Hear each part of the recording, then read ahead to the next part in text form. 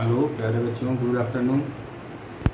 अब हम लोग कक्षा 12 के अर्थशास्त्र में मांग के नियम के बारे में आज पढ़ेंगे।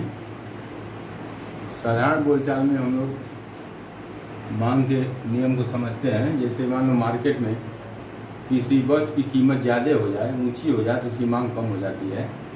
अब किसी वस्तु की कीमत कम हो तो उसकी मांग ज़्यादा हो जाए।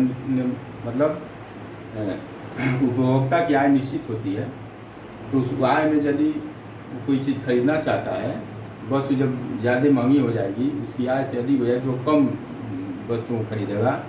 और यदि कोई वस्तु सस्ती हो जाएगी तो उसी पैसे में और वह ज़्यादा वस्तुओं को खरीद सकता है।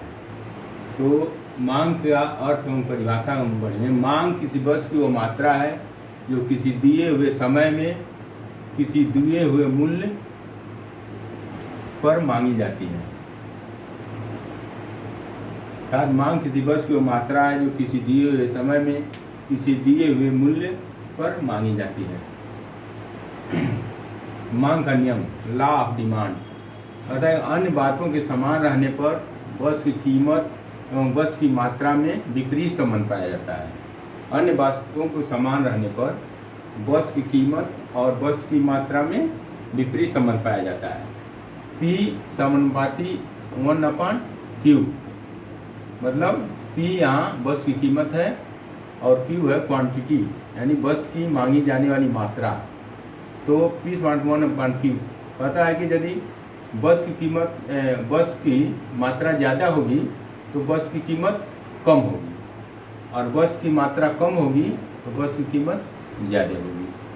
तो अब अगला है, कहता है मांग वक्र दाहिनी ओर नीचे की ओर क्यों झुकता है। जैसे मांग वक्र है, जैसे हम इसको कहते हैं ये हमारा एक्स एक्सिस हो गया, ये वाई एक्सिस हो गया। इस पर है कीमत प्राइस, इस पर है डिमांड मांग। तो वाई एक्सिस पर एक्स एक्सिस में देखते हैं कि 10, 20, 30, 40, और एक्स एक्सिस पर 1, 2, 3, 4, 5, 6।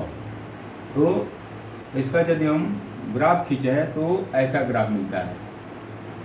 तो ये कह रहा है मांग वक्र दाहिनी और नीचे की ओर क्यों झुकता है, या मांग वक्र का ढाल ऋणात्मक होता है, अर्थात वो बाएं से दाएं नीचे की ओर गिरता है। इसके कई कारण हैं। पहला सीमांत उपयोगिता ह्रास नियम। सीमांत उपयोगिता ह्रास नियम ये कहता है कि जब वस्तु की जब ज़्यादा मात्रा हम उपभोग करते हैं तो अगली मात्रा जो उपभोग करते हैं तो उसका उपयोगिता कम होती जाती है। इसे सीमांत उपयोगिता ह्रास नियम कहते हैं, जिससे ये मांग वक्र ऐसे होता है। दूसरा प्रतिस्थापन प्रभाव।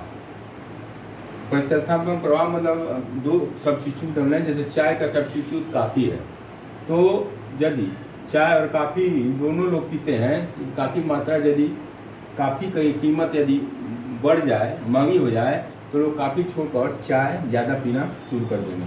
तो इसका भी प्रभाव इस पर पड़ता है। तीसरा आय प्रभाव। यदि उपभोक्ता की आय जब कम हो जाएगी तो वो कम वस्तुओं को खरीदेगा, और यदि वस्तुएं सस्ती हो जाएगी तो इसकी इनकम बढ़ जाएगी तो ज़्यादा वस्तुओं को खरीदेगा। फिर इसका भी प्रभाव पड़ता है, जिससे मांग वक्र का ढाल ऋणात्मक होता है, अर्थात वो बाएं से दाएं नीचे की ओर गिरता है। मांग वक्र का खिसकाव, कहता मांग वक्र शिफ्ट कभी दाएं शिफ्ट कर जाता है, कभी बाएं शिफ्ट कर जाता है। इसका क्या कहें, इसका दो पहला मांग में वृद्धि।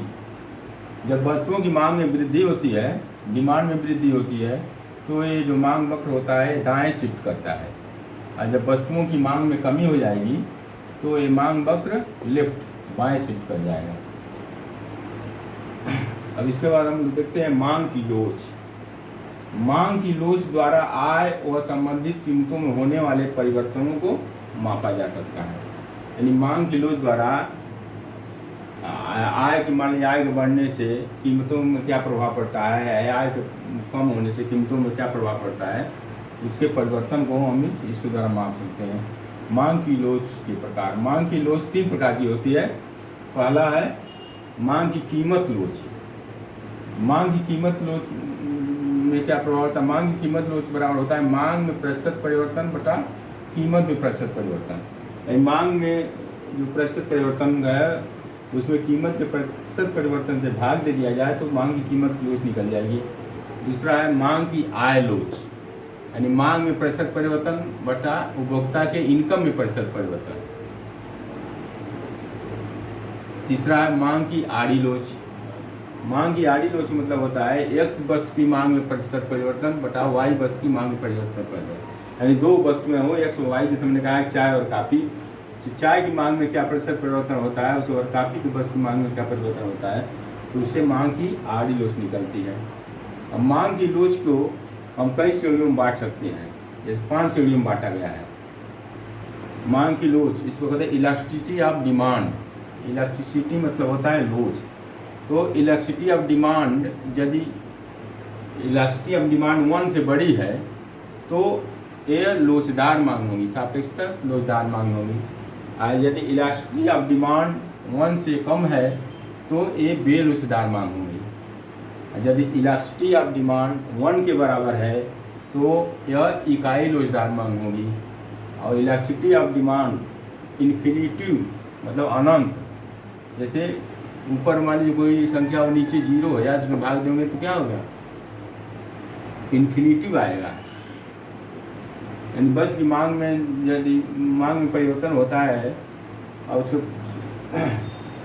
बस की कीमत में कोई परिवर्तन ना हो तो वो इन्फिनिटी आएगा, तो ये पूर्णतः लोचदार मांग होगी। इलास्टिसिटी ऑफ डिमांड 0, यानी ऊपर 0 हो जाए नीचे कोई संख्या हो तो फिर वो 0 हो जाएगा, तो पूर्णतः ये बेलोचदार मांग होगी। तो इस पर मांग का नियम आज हम लोग पढ़ ले चुके, इसके बाद इसको PDF आप लोगों को उपलब्ध करा दिया जाएगा। Thank you.